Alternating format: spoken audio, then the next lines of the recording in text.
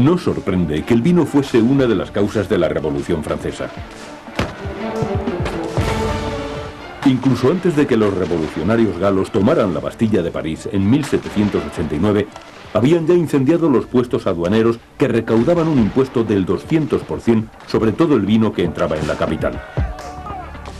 Luis XVI pagó por ese y por otros agravios con su cabeza y la Iglesia pronto sería la siguiente víctima. El gobierno revolucionario y Napoleón, algunos años después, expropiaron todos sus viñedos y los subastaron, poniendo así fin a la tradición vitivinícola de los monjes en lugares como la abadía de Dom Perignon, en la región de Champaña, y los viñedos cistercienses de Borgoña. Éramos los propietarios de viñedos como el de Clos Vougeot, pero la revolución fue contra nosotros y nos confiscó todas nuestras heredades. Las vendió a terceros y jamás las recuperamos. Quizá a Napoleón no le agradaba demasiado el clero, pero le encantaba el vino que elaboraba.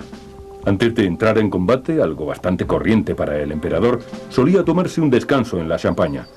Visitó la región en tantas ocasiones que su amigo y anfitrión en la zona, el vinicultor Jean-Remy Moet, mandó construir para su huésped de honor un complejo de 3 edificios privados muy cerca de los viñedos.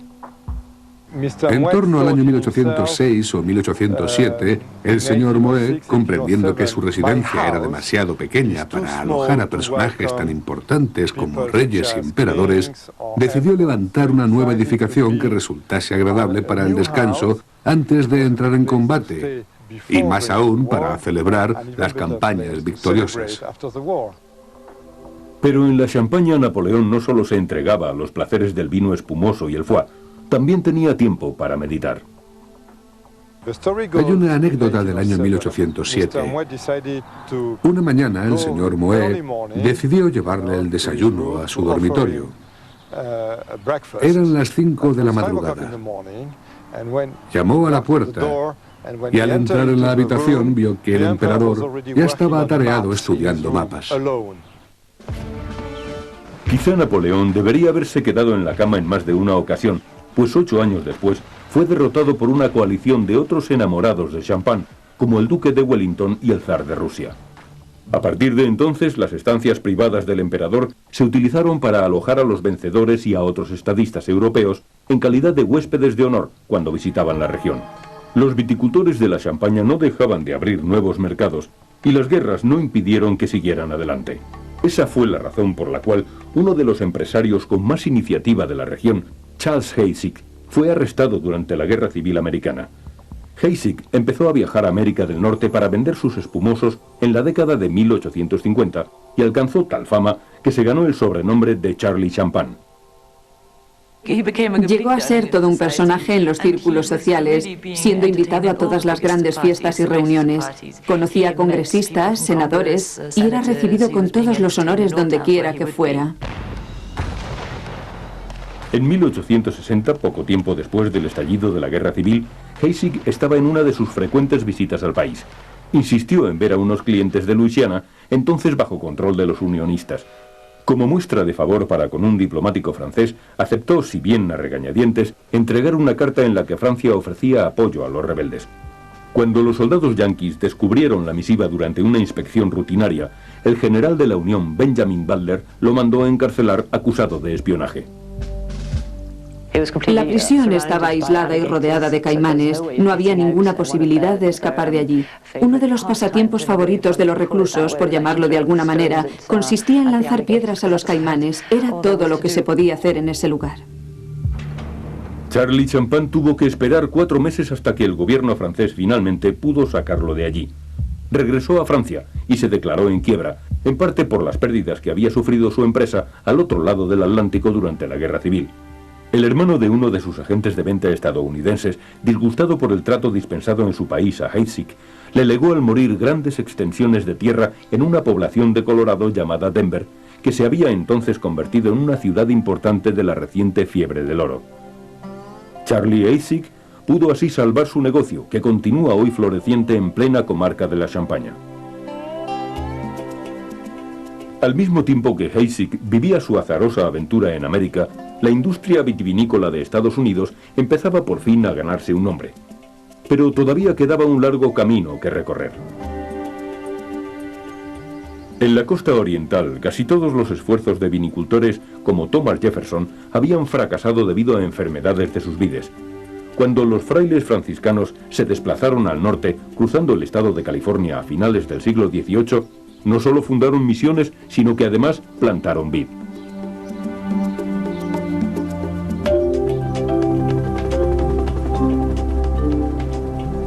California parecía inmune a las enfermedades autóctonas que azotaban la costa este, de modo que los viñedos de origen europeo que los frailes plantaban crecían sanos y robustos. Pero la industria vitivinícola de California, tal y como la conocemos hoy en día, realmente despegó en 1848 con el descubrimiento de oro al norte de San Francisco. Empezaron a llegar especuladores, pero había algo más en la zona que llamó su atención.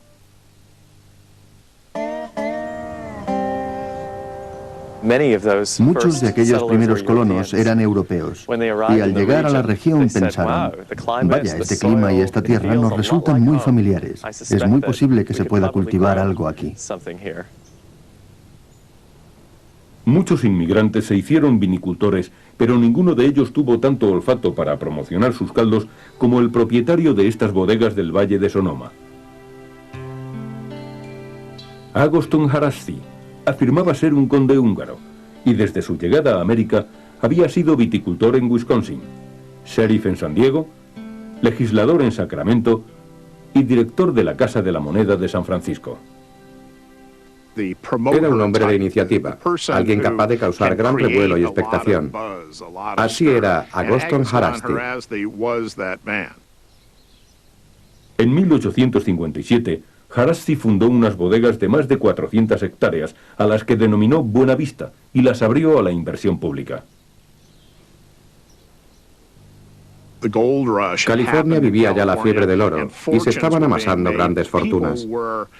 Todos estaban ansiosos por intervenir y enriquecerse, de modo que Haraszti logró recaudar mucho dinero que jamás devolvería a los inversores. Pero desde un punto de vista histórico, eso no fue lo más relevante. Lo que cuenta es que Haraszti puso en marcha la industria vitivinícola en la zona.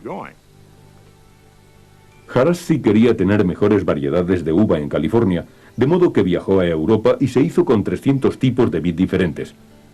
Con el tiempo fueron las que ayudaron a los viñedos de ese estado a ganar su buena reputación. No fue el único que viajó a Europa en busca de uvas, pero posiblemente fue el más importante para la comarca de Napa-Sonoma, pues trajo cientos de variedades diferentes y se esforzó para que fructificasen. Sin ningún lugar a dudas, creo que en honor a la verdad, la suya fue una enorme contribución. Pero el sueño de Haraszti no logró cumplirse. Sus apoyos financieros se retiraron de Buena Vista, las bodegas fueron vendidas y él buscó nuevas aventuras en Nicaragua, donde, según la leyenda, cayó a un río y murió devorado por los caimanes.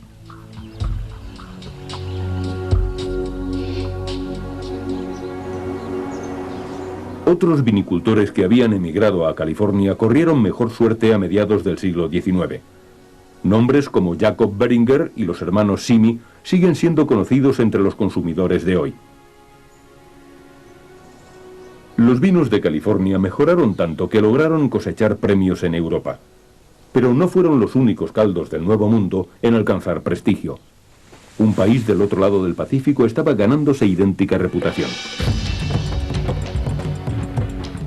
Cuando la primera flota de colonos llegó al puerto australiano de Sydney en 1788, la carga que llevaba a bordo era de lo más variopinta.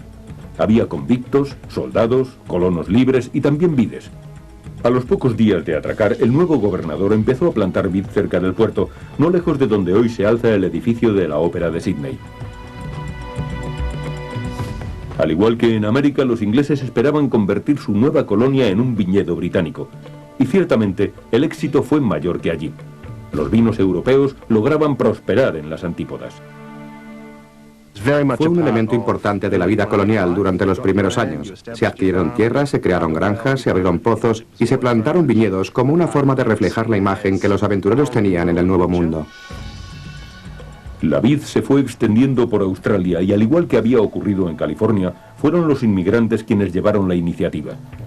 Algunos de los más prominentes eran médicos que elaboraban vino para recetar a sus pacientes. Uno de aquellos inmigrantes licenciados en medicina daría su nombre a las bodegas más célebres de Australia. Christopher Penfold, médico internista, llegó a Australia en 1844 con vides que había conseguido en Francia. Compró una casa de campo cerca de Adelaida, en el sur de Australia, y las plantó en su parcela. Aquella pequeña casa hacía las veces de hogar, lagar y consulta. Esta es la consulta del Dr. Penfold. Aquí se sentaba y atendía a sus pacientes que esperaban en fila y afuera, en el pasillo. Casi todos venían porque tenían anemia y el remedio que le suministraba el Dr. Penfold era vino porque estaba convencido de sus propiedades medicinales. Le recetaba vino y se iban muy contentos con una botella bajo el brazo. Pronto se corrió la voz y aquel médico no tardó en empezar a vender vino a clientes de todos los rincones de Australia. El Dr. Penfold murió bastante joven, pero su viuda ayudó a convertir aquel negocio familiar en unas grandes bodegas que hoy figuran entre las más importantes del país.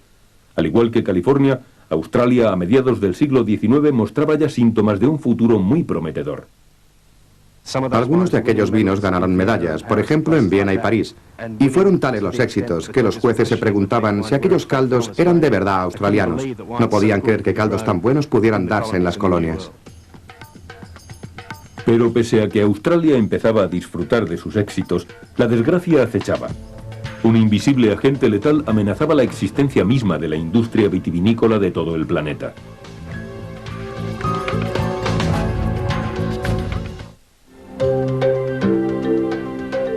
Para muchos degustadores de vino no hay una imagen más excelsa que la de los viñedos y las vendimias de Italia.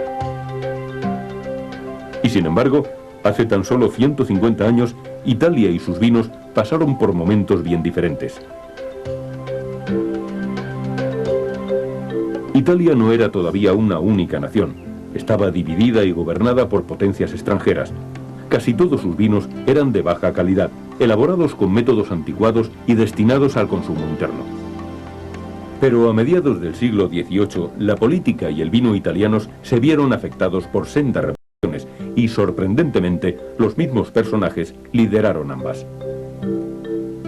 Uno de aquellos impulsores vivió aquí, en este soberbio castillo de Toscana. Era el barón Bettino Ricasoli. Llevaba una vida muy austera. No le gustaba el lujo. Encargó la reconstrucción de este enorme castillo, pero solo utilizó unas pequeñas estancias del extremo del edificio. Realmente vivió de forma sencilla. El barón Ricasoli tenía dos grandes pasiones, el vino Chianti y la independencia italiana, y se dedicó a ambas en este mismo orden. El vino Chianti era ya célebre desde hacía siglos, pero cuando el barón heredó el castillo familiar de Broglio y sus viñedos en la década de 1840, no parecía muy entusiasmado debido a la baja calidad de los vinos de la región. Así pues, empezó a leer todo lo que caía en sus manos sobre vinicultura, y durante unos años intentó hacer del Chianti un vino apto para la exportación. Este es su escritorio, y aquí hay muchos documentos sobre viñedos y vinos. Era también un buen pintor. Este es un autorretrato suyo, en el que se le ve analizando las levaduras del vino al microscopio. Aquí tenemos muestras del vino que producía entonces. Este es tinto. Está bastante mal encorchado. Y tiene muchos años. Este es de 1852. Ha perdido el color, de modo que este líquido ya no es vino. No se ha conservado bien. Y aquí tenemos hojas de parra dañadas por parásitos y otras enfermedades que él estudió a fondo y que aún siguen conservándose en alcohol.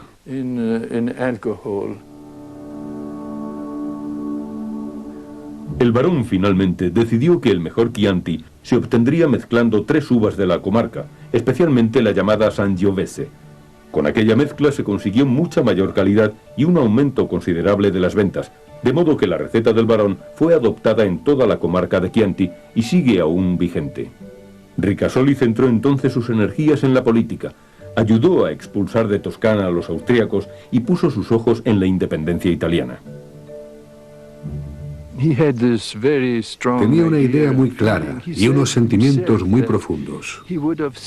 Él solía decir que prefería maldecir su existencia que cambiar de forma de pensar.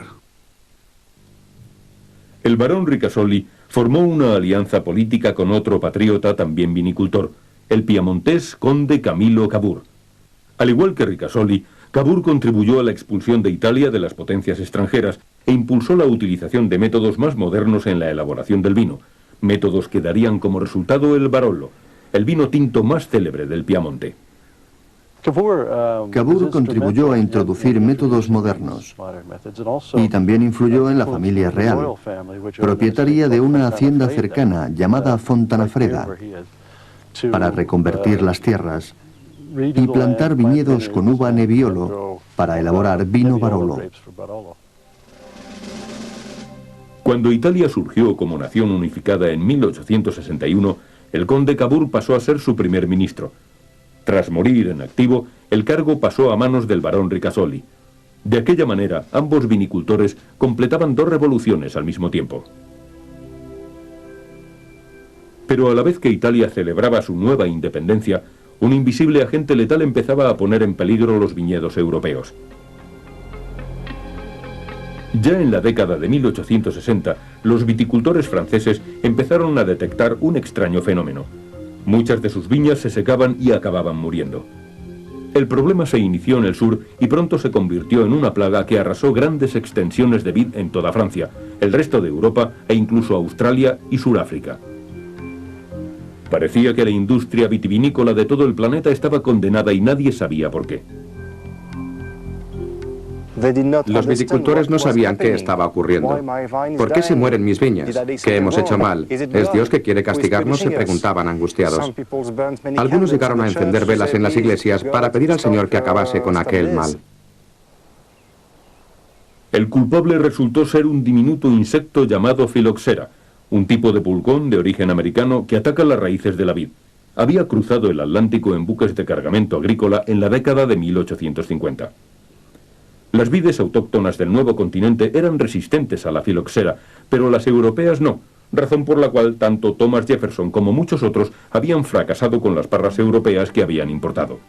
La filoxera también se extendió por la región de las Rocosas y devastó California en las décadas de 1870 y 1880, destruyendo 100.000 hectáreas de viñedos de uva europea no resistente a la plaga. ¿Qué hacer para detenerla?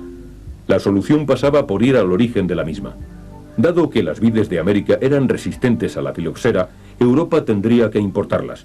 Millones de rizomas fueron enviados a viticultores europeos para ser injertados en sus viñas, de modo que pudieran seguir dando fruto. Tuvieron que empezar aquí, en esta zona, bajo tierra, con una cepa americana que fuera resistente a la filoxera. Esta sección que vemos aquí es americana, y esa otra, en la que la parra está injertada, es la planta europea originaria, la que da el tradicional vino de calidad de siempre. Toda esta estructura sigue ofreciendo la variedad europea. Consta de una base americana en el subsuelo para que la planta sea resistente, pero en la parte superior tiene una variedad europea, que es la que dará el vino de calidad. Mediante este injerto se unen ambas partes, formando una pieza. La solución del injerto dio resultado. Las cepas americanas eran resistentes a la filoxera. Injertar las vides fue una laboriosa empresa que se puso en marcha en la década de 1890 y se prolongó durante 2 décadas. Pero gradualmente casi todos los viñedos europeos y californianos volvieron a ser plantados con cepas injertadas. El sistema de injerto sigue practicándose en la actualidad porque la filoxera jamás llegó a ser erradicada. Vive en las viñas de todo el planeta. La filoxera sigue viva aquí en esta tierra. Al volver de la guerra, mi tío probó un experimento con bastante fortuna, por cierto, en una pequeña extensión de tierra. Plantó una serie de vides francesas directamente sin injertar, que lograron sobrevivir unos 10 o 12 años, aunque acabaron muriendo. Pero la filoxera volvió a aparecer en California entre los años 1980 y 90 destruyendo muchos viñedos de cepas menos resistentes. Pero, como dice el refrán, no hay mal que por bien no venga. Acabamos de replantar entre el 75 y el 80% de todo el Valle de Napa y hemos aprendido tanto sobre el cultivo de vid que nadie pone en duda que nuestros vinos serán mucho mejores cuando los viñedos den fruto dentro de 10 o 20 años que los de antes. En torno al año 1910, los viñedos de todo el orbe volvían a producir tras sobrevivir a la peor de las plagas de la filoxera. Pero las dificultades no acabaron entonces. La Primera Guerra Mundial vistió de uniforme a miles de jóvenes viticultores, muchos de los cuales jamás regresaron. El conflicto bélico junto con la Revolución Comunista Rusa de 1917 tuvieron un negativo impacto en los mercados. Pero aún habría de llegar otro duro golpe. Estados Unidos decretó la ley seca, que iba a barrer del mapa la industria nacional del vino. En 1920, el Congreso de Estados Unidos impuso una especie de pena de muerte a la industria vitivinícola del país. El método de ejecución fue la prohibición del alcohol, que se aprobó bajo presiones del creciente movimiento en favor de la abstinencia, pues se culpaba al alcohol de los problemas de la sociedad. Sin mercados, la industria del ramo del país entró en quiebra rápidamente. Realmente fue algo devastador. Fueron solo 2 o 3 las bodegas que siguieron produciendo, pero únicamente podían hacerlo para fines sacramentales. Durante los 13 años que duró la ley seca, hasta que fue anulada en 1933, casi el 80% de las bodegas de Estados Unidos sucumbió. Las que lograron sobrevivir tendrían que enfrentarse después a la Gran Depresión. Nos vimos obligados a eliminar todas las magníficas uvas que teníamos en el Valle de Napa, como Cabernet, Pinot Negra o Chardonnay. Fue demoledor para la industria de entonces. Lo perdimos todo y tuvimos que empezar de cero. Pese a todo, el gran drama de los viticultores fue que la ley seca acabó con la tradición de elaboración y consumo de vino. Los clientes de Estados Unidos llegaron a asociar el vino a borracheras baratas y clandestinas. El paladar de los estadounidenses se fue al garete durante la ley seca. El alcohol malo y barato estaba en todas partes, pero era de bajísima calidad y presentaba un alto contenido en mezclas dulzonas para esconder su pésima condición. Vinicultores que intentaban recuperar la industria del vino, como Ernest y Julio Gallo, no tardaron en comprender que había que escalar toda una montaña para vencer la dominante apatía general. Mi tío Ernest se trasladó a la costa este para poner en marcha la venta de la primera cosecha de vino del año. A su regreso dijo: Julio, lo tenemos difícil para vender lo que producimos. Tenemos que lograr que los estadounidenses entiendan las bondades del vino, y para ello habrá que enseñarles a disfrutarlo a diario. Así que en el año 1933, aquí no sabían disfrutar del vino. Era algo extraño, no como en Europa. Fue muy difícil. Intentamos vender vino en la costa este y puedo asegurarle que casi nos echaban de allí. Nos decían: ¿en California? ¿Pero se hace vino en California? Fue sorprendente. Nos despreciaban. La indiferencia del consumidor se prolongó tras la Segunda Guerra Mundial, pero no solo en Estados Unidos. Los bodegueros australianos, al igual que sus colegas californianos, también tuvieron dificultades para convencer a la población. Como ejemplo, el viticultor Max Schubert, de las bodegas Penfold. A comienzos de los años 50, Schubert empezó a producir un vino tinto de gran cuerpo que trataba de emular los grandes tintos franceses, pero los críticos australianos todavía no estaban preparados. Años después, Schubert recordaría la forma en que lo habían condenado diciendo que olía a moscas muertas. Era un vino totalmente distinto a cualquier otro de los elaborados hasta entonces. Pero por otra parte fue casi normal que los expertos lo rechazaran, porque no lo entendieron.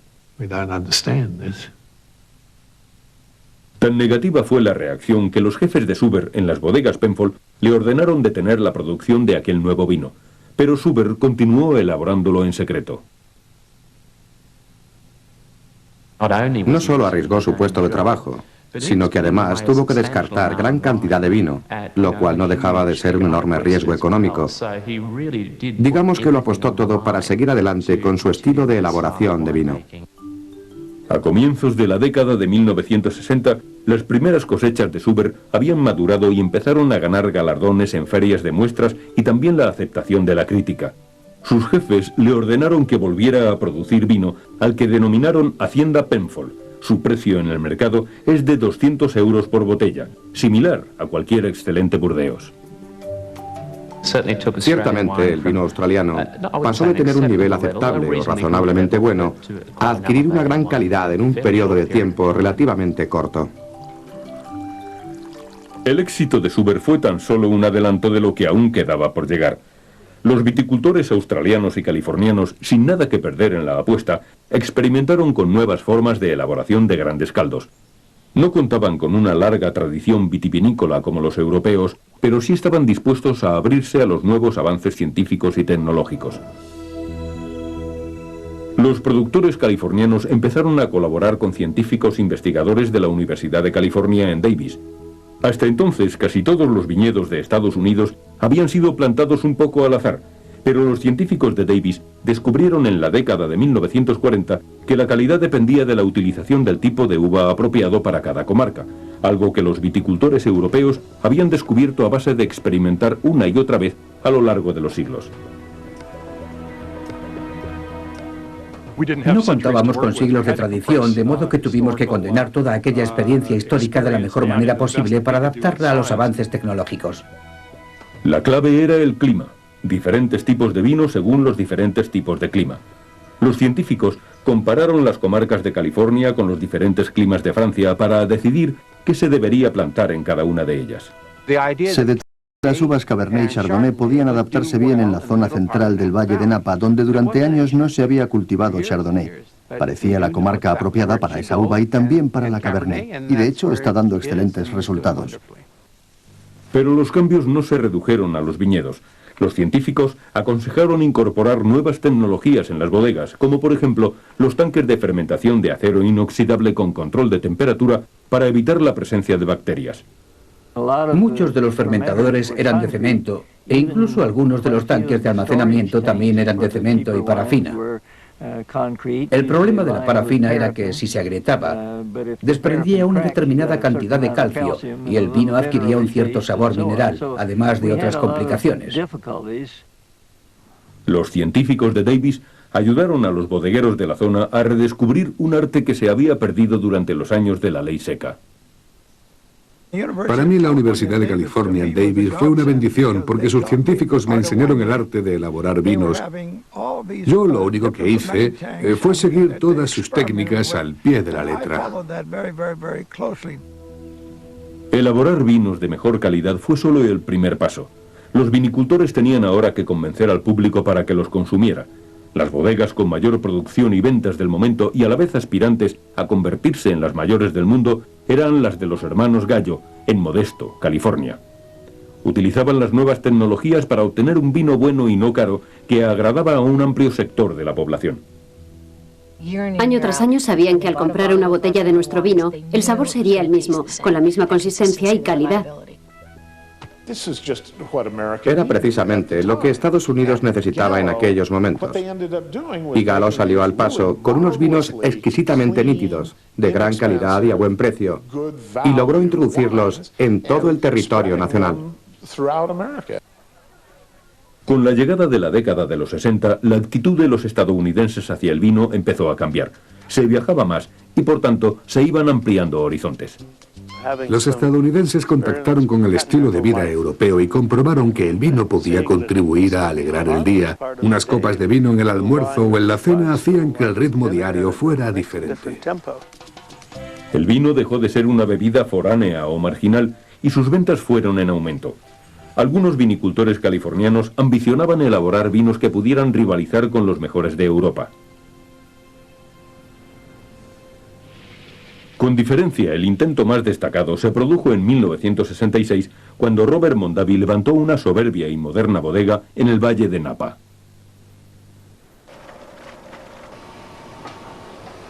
La gente decía, ¿pero qué hace este hombre? ¿Está loco o qué? Pero yo sabía que contábamos con los elementos naturales, clima, tierra y uvas para producir un vino con características y estilo propios, como el de los mejores del mundo. Mondavi marcó el comienzo de todo un furor. Decenas de sucursales dedicadas a la elaboración de reducidas cosechas de vino de gran calidad empezaron a aparecer en todo el estado de California. En la década de los 70, los hijos del llamado Baby Boom ya habían alcanzado la mayoría de edad. Trabajaban, ganaban dinero y empezaban a interesarse por el buen beber y, por tanto, por el vino. Incluso grandes gigantes de la industria como Gallo añadieron cosechas de calidad a sus líneas de producción más baratas. En los años 70 comprobamos que el gusto estaba cambiando y que la gente cada vez se interesaba más por el vino de calidad. Y tuvimos que evolucionar. Empezamos invirtiendo en el condado de Sonoma, que es un lugar increíble para obtener vinos de la mejor calidad. A mediados de los años 70, California estaba en su mejor momento, pero sucedió algo inesperado que iba a lanzarla a un nivel superior en el panorama vitivinícola mundial, y ocurrió precisamente en París.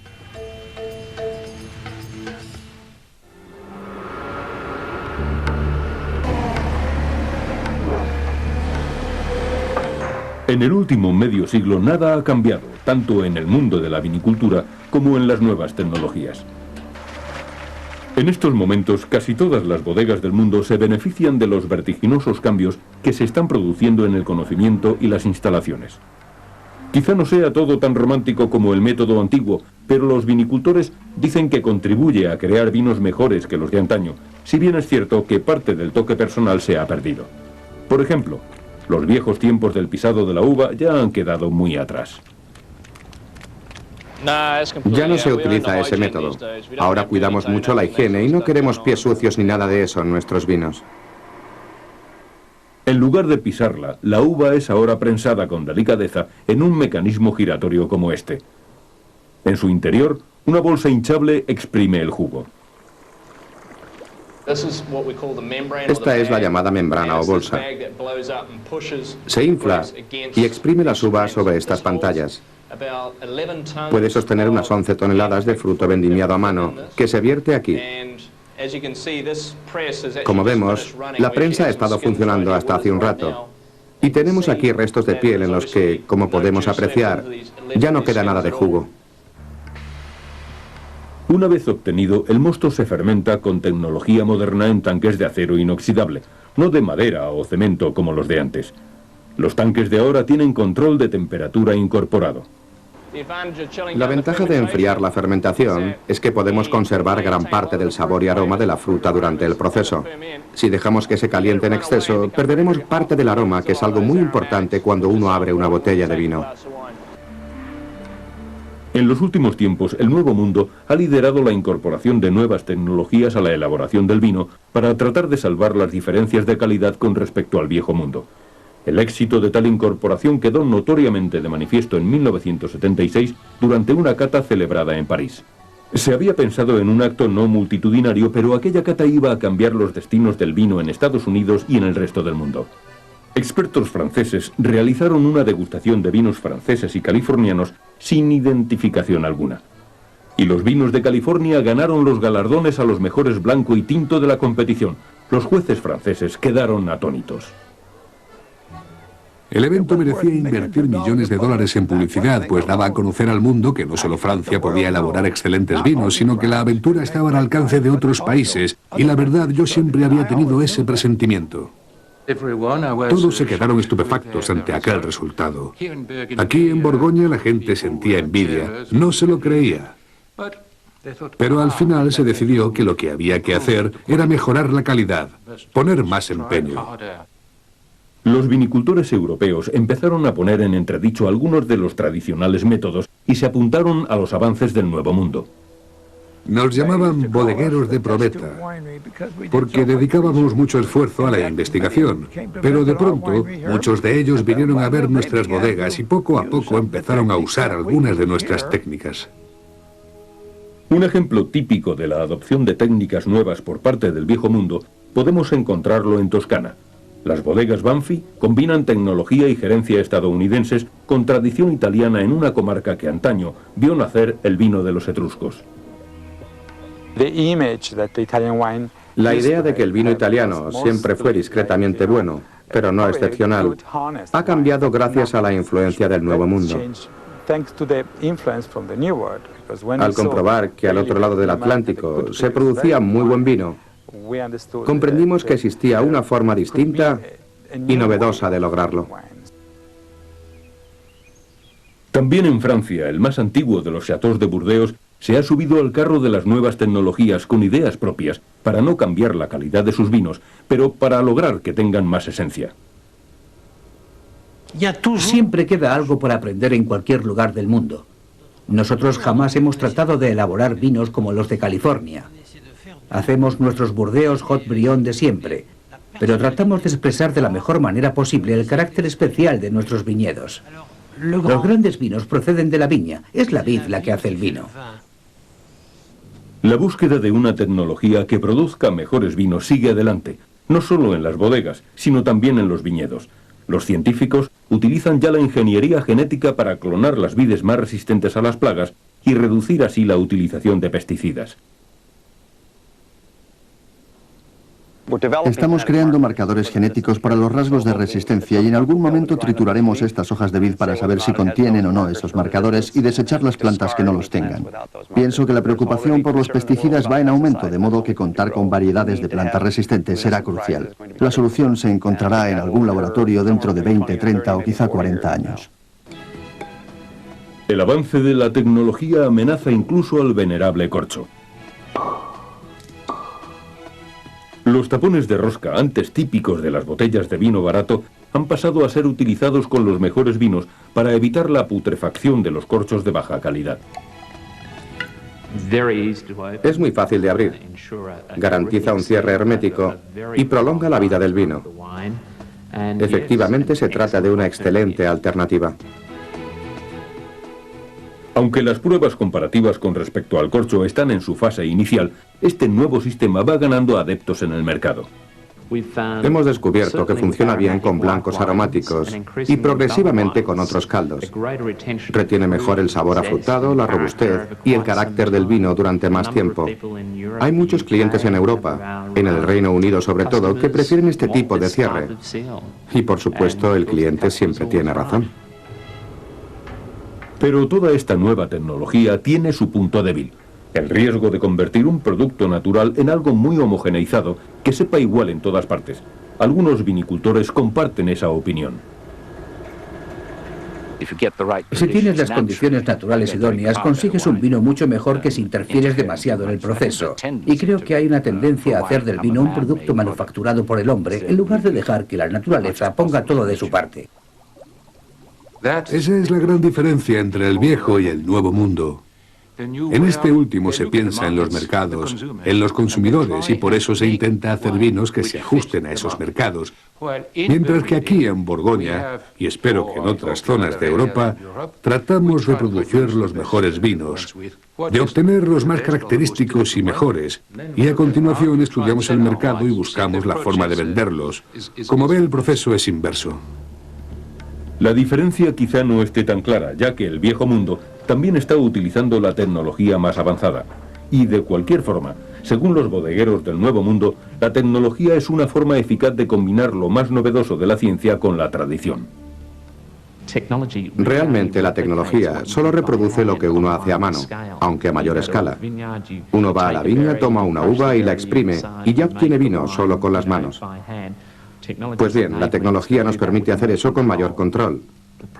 El proceso es el mismo y siempre lo ha sido. La diferencia ahora es que podemos controlarlo mejor. En realidad, el viejo y el nuevo mundo continúan aprendiendo uno del otro. Un ejemplo lo tenemos en las bodegas Quintessa de California, en las que su propietario chileno y su vinicultor francés unen esfuerzos para producir vino californiano. Siguen la tradición europea para que las uvas Cabernet y Merlot tengan un sabor lo más personal posible con la inconfundible esencia del lugar donde crecen. Como puede ver, tiene todos los elementos de una gran finca. Está en las colinas, cuenta con un buen sistema de drenaje, es tierra de roca profunda y todo eso hace posible la producción de un vino excelente. Casi todos los vinos de Estados Unidos se venden atendiendo al tipo de uva, es decir, Cabernet, Merlot, etc. Nosotros no seguimos ese esquema. Lo único que se lee en la etiqueta es el nombre de la bodega, que evidentemente es una costumbre tradicional europea. Solamente observando los viñedos casi podemos identificar el tipo de vino que vamos a producir. Sé que es una apreciación un tanto pretenciosa y que a veces no se cumple, pero afortunadamente en este caso, realmente la predicción se ha materializado.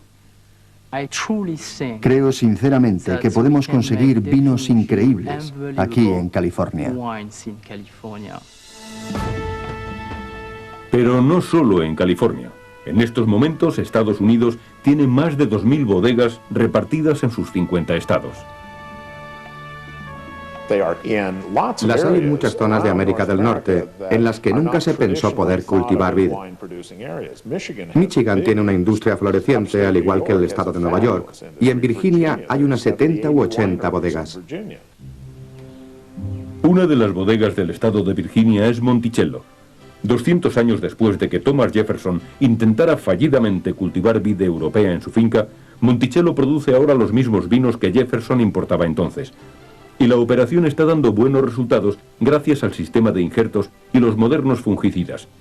Al igual que en los tiempos de Jefferson, Monticello cuenta ahora con un vinicultor italiano que consigue un buen vino tinto a partir de uvas Sangiovese, las mismas del Chianti. El vino ha tardado 200 años en llegar a esta finca, y de estar aquí ahora, Jefferson se mostraría encantado. Creo que Jefferson enloquecería si pudiese probar un vino como este. Sin duda alguna estaría tremendamente orgulloso. Es importante tener paciencia y confianza en la propia intuición. El resultado está aquí ahora, al cabo de 200 años. Vinicultores de todas partes del mundo dicen que los índices de calidad de todos los vinos, tanto baratos como de lujo, es ahora mejor que nunca. Pero eso no invita a beber más, sino todo lo contrario. En Europa el consumo de vino por persona ha descendido casi a la mitad en los últimos 30 años. Ahora la gente trabaja cada vez más y no bebe tanto. Mi abuelo tomaba unos 3 vasos con la comida, pero ahora lo normal en Italia es beber solo uno. Y en Estados Unidos, ¿se ha convertido en realidad el sueño de Jefferson de que el vino fuese una bebida corriente entre los norteamericanos? Las cifras dicen que todavía no. Los estadounidenses consumen 7,5 litros de vino por persona al año, menos de la quinta parte que en algunos países europeos. Hay lugares como Maine, en los que la ley seca ha sido aprobada y rechazada en 4 ocasiones. Lo cierto es que hay una actitud un tanto esquizofrénica con respecto a ciertas cosas, como el alcohol. En estos momentos, una tercera parte de la población de Estados Unidos no bebe nada de alcohol, y otra tercera parte no prueba el vino. ¿Ha intentado usted alguna vez convencer a un bebedor de cerveza para que cambie de marca? Imposible. Realmente el vino no es para todo el mundo, aunque a lo largo de la historia haya suscitado gran interés. Es algo que está en lo más profundo y básico de todos nosotros, de modo que lo que nuestros ancestros encontraban atractivo del vino sigue siendo igual de atractivo para nosotros. Hay un dicho que dice, el agua separa a las personas, pero el vino las une. Creo que es bien cierto. Hay algo especial en el vino. Es como una bendición divina que refleja lo mejor de la naturaleza.